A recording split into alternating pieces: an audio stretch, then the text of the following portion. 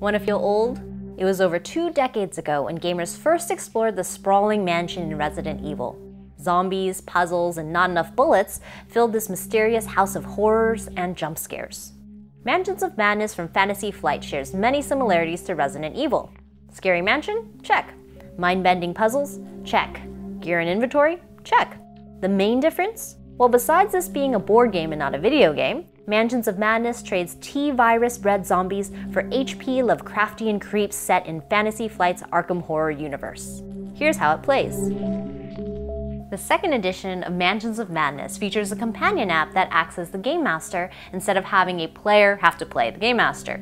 So the app is actually going to set up the scenario for you, tell you where to place tokens and monsters, and run you through puzzles, masterfully unlocking content as the game progresses. Each round, players will act first, taking up to 2 actions each, such as moving, attacking, maybe if this monster is right here. They could use equipment such as these bandages to heal, or they could interact, search, or explore by selecting these icons on the app and seeing what happens. For instance, this may open up a room right over here, and the app will then tell you to place tokens in appropriate spots, such as here and here, and also spawn monsters. Eek! Those are scary. For anybody fact-checking me right now, I totally made up this situation so as not to spoil the scenario. So after the investigators move and take actions, it moves on to the mythos phase. So the app again is going to run you through this, and it will tell you maybe some background story, or you might be given some choices to make, or it will also move some monsters and have them attack. Players take turns interacting with the game until they either achieve their objectives or time has run out, which causes them to lose. Is Mansions of Madness a modern horror classic like Resident Evil? Let's see what the Going Analog reviewers think. Hey, I'm Hillary Goldstein, and we broke into Dan Shu's house while he was off on vacation because he had a copy of Mansions of Madness, and we were like, man, we really like that game, we should play that. Yeah. If you don't know me, I used to work at IGN.com, so I know stuff about video games, and then I play a lot of board games, including this one. Joining me is Stephanie Palermo. Stephanie works at Capcom. She works on Resident Evil. Tell us a little about yourself. What do you do at Capcom? I do PR for a ton of games at Capcom, including a bunch of Resident Evil games. Most recently, Resident Evil 7 Biohazard. And Matt Hickman, who is here because he has a beard, and that is a requisite for the show. It looks very nice, by the way. Well done. Yeah, no one could even tell it was fake. Matt also works in the games industry. What do you do, Matt? I'm a producer. I worked at Sega for a long time, then at some indie companies, and now I work at Oculus. Cool. And I think it's fair to say that we're all fans of Resident Evil, so that's the video game side, but also we're all big fans of Mansions of Madness. I think we've all played the first edition before. All 3 of us have played the second edition a bunch of times, so I'd say unequivocally we are the foremost experts on Mansions of Madness in the world. Yeah, absolutely. Yeah. Fair. Yeah. So why don't we talk about the goods? Stephanie, why don't you start? Like, tell us, what are the things that you love most about Mansions of Madness second edition? About second edition, I mean, the very quickest and easiest thing to go into is the app, of course. I mean, I played so much of the first edition from maybe 10 years ago is when I first started playing it, I think. And the worst part of the game was DMing, just setting up, really, because people can't help you set up. You have to do everything in secret and set all the cards out. And this cuts all of that out. So the app makes the setup breezy. You get right into it and can play with people. Yeah. So outside of that app, right? Because that's a cool part. But you love this game even in the first edition. So so what, is there more at the core of the game that kind of keeps you coming back and playing more and more? I like the co-op element, of course, to it, and the fact that it's really narratively driven. I've played a lot of the Arkham universe games, like Arkham Horror, and more recently Eldritch Horror, Mansions, and of all the games in that universe, this very far and away has the most narrative-driven aspect to it, and more thematic than any of them. For sure. I thought, because we played before we recorded this, and I thought it struck me that the thing that you seemed to love the most was how we lost at the very end of our scenario, and you exclaimed, like, this is why I love this game. Do you want to talk about, just really quickly, without spoiling the scenario, but just the situation that we were in what happened to you and kind of... I love losing. Okay. I feel like I've lost more at this game than any other.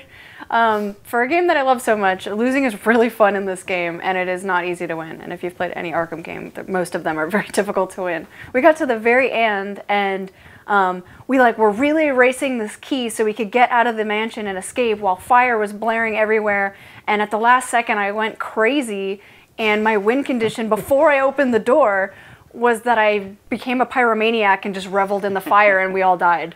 Just one move away from the door. Yeah, it was, and I remember we said the thing you should never say in co-op games, which is like, oh, we're basically going to win this on the next turn. We got it. I mean, this is going to be easy. You're already by the door. Yeah, we're done. This is done. And the one thing that couldn't happen happened, and we lost. And it's burned to death in the mansion. Those scenarios are so magical, and there's so many different instances of that can come up, even if you've played all the campaigns. Like, they play out differently every time you play. Yeah, I mean, I think to me that's like that. Now I understand why Charlie Brown always keeps trying to kick the football. Like, this game is a perfect example of that. It's like it will do that thing where it pulls the football away from you at the last second, and yet you're like, no, this time I'm gonna kick it. Let's set it up again. Let's set it up again. I got this. Yeah.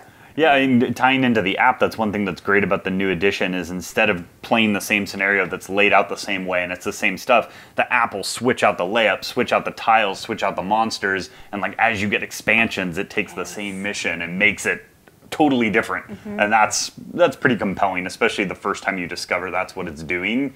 It's like, oh my god, I just unlocked a whole nother game within this game I bought.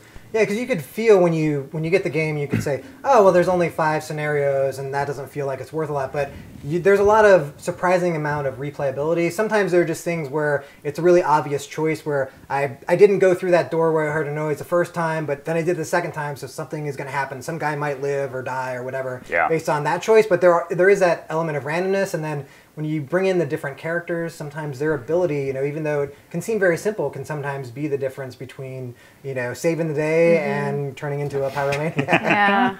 Yeah. Yeah, I think also it does sort of avoid a lot of the co-op games tend to have a thing where one person tends to be the captain. He's like, do this, do that. I feel like most people tend to have a lot of agency. Like, we'll discuss strategy of like, oh, I'm gonna do this on my turn. So if you can fend this guy off, I can do this thing. But I've never played the game where someone was like, okay, you do this, and you do this, and you do this. Yeah, I mean, it's speaking to that point, the way they lay out the scenarios gives you so many choices from the beginning, which you have to be cooperative. You can't say, you go there, I'm going to go here, we're going to press this, because you don't know what's going to happen.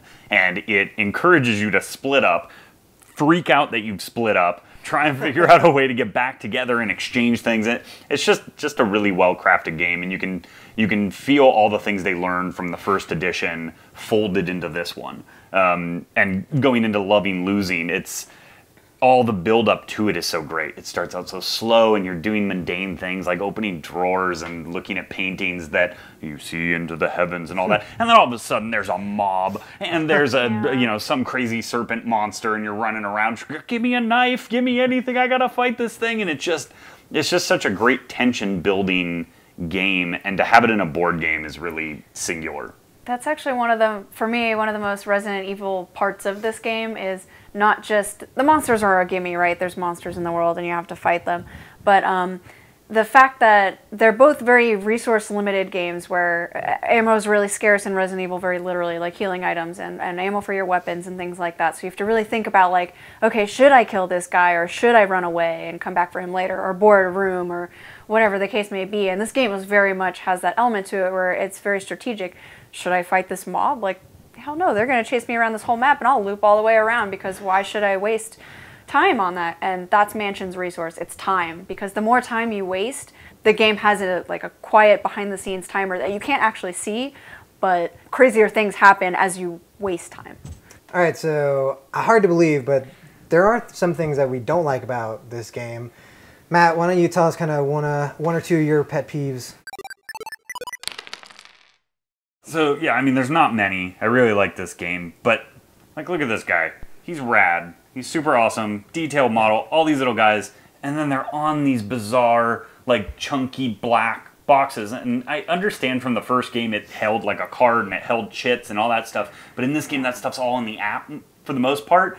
why do we still have these crazy chunky bases, you know? And you buy expansions that have more monsters and you're stoked about them, and then you're stuck like jamming them on these little bases, and it's insane. What's crazy is that there are some monsters that have abilities like flying, where if you didn't know that, they're on the bottom of the base. So to find that out, you actually have to turn it over and then they fall off the base. Right. Which I'm just going to leave that guy laying there to show you. It's what's surprising about it is that, I mean, Fantasy Flight is known for like great components, right? Yeah. And these are not great. This part is not a great component. Yeah. I mean, just adding to that, we went so far as to 3D print our own bases for these characters so that they would be more fixed to the maps and blend in a little bit more than having chunky black bases all around. Okay, so if you get past the bases, are there any other concerns that you have about this game? The one other thing I'd add that I can think of for a negative is that there is a lot of little fiddly bits. The rules are pretty straightforward for the core gameplay, but there's a lot of little things like, if a monster enters this room, does he attack one person or two people, or does that happen before this? And you pull yourself out, find yourself going like this quite a bit, which is at least it's alphabetized and easy to log. But oh wait, maybe it's not in that rule book. Actually, it's in this rule book. Oh, that's right, the fire rules. Or maybe it's in the errata online. Yeah. Wait, does it say investigator, investigators? Yeah. So there is a little bit of that. For me, like we own like pretty much all the expansions. We own all that stuff. They're pricey, and when you first plug them into the app, you're like, oh man, this is gonna be like first edition where I got 20 missions. No, you don't. You get like 8. Yeah. And so you're looking at a big investment, lots of monsters, lots of tiles, and you're kind of like, oh man, like this is a big investment for not many unique missions, and that sometimes can be a little shocking. But they're so replayable. Right. Right. For me, I actually think my biggest issue is that there aren't that many unique missions, but also there are almost no short missions. Like the shortest mission is like an hour and a half to 2 hours, it says, but I've played that mission before and had to take 3 hours, right? And then there's also no short hard missions. So if you want to make it more difficult, that is actually like, oh, well, enjoy 8 hours of playing, which, I mean, it's a fun 8 hours. Yeah. It is a day of gaming, but I wish that there was at least one more mission that was hard but short, so that I was an expert in the game and I just had 2 hours instead of, well, we gotta at least commit 4 or 5 hours. I think the other thing is that there is, in the same way that there is with most narrative games or certain like D&D, is that your group is gonna probably determine what you get out of this game. So if you don't take on and love that narrative element where everyone's reading out the things that happen, and right, if you don't get into that, like, I don't think the experience is as much fun, and that really just is about your group and how they go. And I mean, that's been my experience when people don't want to kind of read the things and kind of have some fun with it and enjoy the role, like then the game play itself isn't strong enough to support. It just turns into skill checks. Yeah. Just roll, fail, take some cards and you die. And it's all about making up great voices for monsters and old men and little boys. Matt, maybe you could close us out with the only voice I have. That's my Macbeth voice. So I think I actually hear Shu's car pulling into the driveway, so we should probably wrap this up. So what I'm going to do is I'm going to hand you guys each I forgot he wasn't here. a die. Man, it's hard to even remember. No, Stephanie gets the purple die. Ladies first. That's fair. You can have the cheese color die, and I'll take the white die. You're going to roll the die, and the number that you get is going to be how many words you have to sum up your feelings about Mansions of Madness. Okay. All right, everybody ready? Okay. Yep. Boom! I think he's going to be upset if I roll on the game, so not that he'd know. Well, that's pretty good. Wow. So, Matt, what did you get? 16. Wow, that's a lot of words. I got 19 I think this happened last time. Wow, I've got 11 words, so we've got a pretty good amount of words there. That's going to be talky. It's going to be very talky. So we've all taken a moment to write down our thoughts based on the number of words we're allowed because of our dice. Stephanie wrote the most words because she has 19. Would you like to read us what you wrote? Sure. It's titled Mansions of Madness, a love story, fanfic by Stephanie Palermo. No, those don't count as the 19 words. No, Titles are... that's the title. There was no rule that I couldn't have a title. That's fair. Shit, goddamn. This game brings my cold heart joy, thematic, spooky, surprising, most enjoyable game to lose. Embrace your inner pyromaniac. Awesome. Are you guys adding titles? You weren't even listening. I couldn't come I thought it was beautiful. Yeah, it was really nice. But I know that Matthew's is going to be beautifuler because it's shorter. You have 16 words to work with. Did you just write game at the bottom? Look, I couldn't come up with a good title. Could you give us the title of your piece? board game in 16 words. It's very austere. Yeah. It's explory, fighty, puzzly, monstery, Resident Evil-y. It's a great cooperative Lovecraftian fun. Why are these bases such shit? Oh. Wow, that was really good. Mine is titled Not Shoes Review.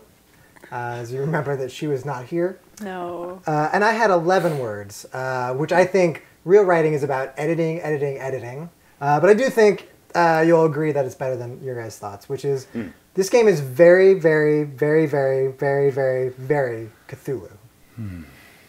Cathartic? Cthulhu. Cthulhu. Yeah, it's very Cthulhu. You couldn't even like make it a pun? Just, man.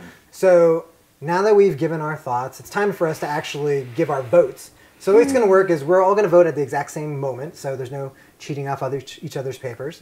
You can give 2 thumbs up, which means like, why? I love this game. 1 thumb up, which means still a pretty good game. You can give a sideways, which you're like, I don't know how to be decisive about things. You can do a thumbs down, which means like poo-poo. And since Shu's not here, special edition rules, you can give 2 thumbs down. So everybody ready? Get your fists on the ready. I'm going to count to 3. And we're all going to vote at the same moment. Okay, don't look at my hands. Okay. One of them has a quarter in it. I'm trying to guess which one it is. 1, 2, 3. What? First time ever! Peanut butter jelly time. Oh, do we owe them rights money now? Yes, true. Oh, yeah. So, yeah, that's the first time that we've ever actually had on Going Analog. Like, everybody give double thumbs up. Woo! That's huge. That's because when Shu's here, he actually doesn't allow it. But I say, rules He be doesn't damned. want people to know that he stifles us. So there you have it, right? It's like Mansions of Madness, 2nd edition, better than the 1st edition. A great game if you're looking for something that's narrative, maybe has a little of the feel of a Resident Evil game into a board game. You know, and that's it. And I hear Shu coming in the door right now, so we should probably get out of here. Yeah. Oh, hi.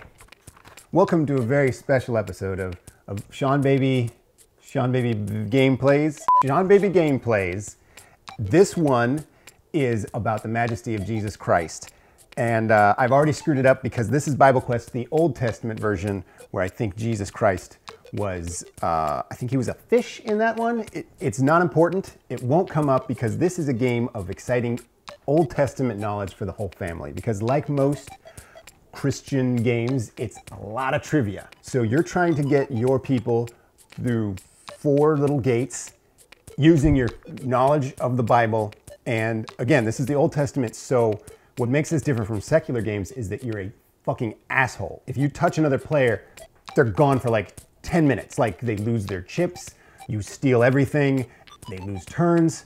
Like if you were to land on a trivia question, you might get something like, Adam and Eve had many children. Name 3 listed in the Bible. Which is, I guess, to make sure that you're not using like extended universe names, because like Adam and Eve and all these alternate realities and universes and reboots, they had some weird kids. So you'd go Cain, Abel, and Noah, Chim Cham and Chimmy Cham. That's not the right one. Cain, Abel, and Enos. And now you're stuck trying to answer this question. Meanwhile, the person you landed on hasn't played for 20 minutes. Some of them are crazy. Like it sounds like you're in court and someone has accused you of something. It says one day while Cain and Abel were in the field, Cain became angry and killed Abel. True or false? Like this seems like the kind of thing that's like not just a yes or no question. You're like, okay, yes, I killed him, but he was a snake at the time. I don't know a lot about the Bible. This is a 40-page instruction book with lots of questions like that, some deep Bible cuts. But let me get to how to win the game. You get through all of the bridges by filling out God phrases. Like, for example, seek the kingdom of God. If you can make that with your Scrabble tiles, then you can move on to the next section.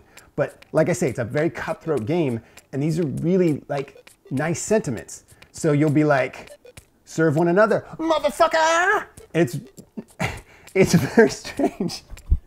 I don't know why they made this game or who would play it. So this is the back of the BibleQuest box, and you can see this picture was taken before the arrests. One of these children was never heard from again, and the other one is not technically theirs. You can see from this child's look. She's a prisoner. The father, strangely enough, is the innocent one here. It's this lady in the sweater that masterminded the entire thing. BibleQuest for the family, for the non-traditional family who enjoys Bible trivia at about 5 years old.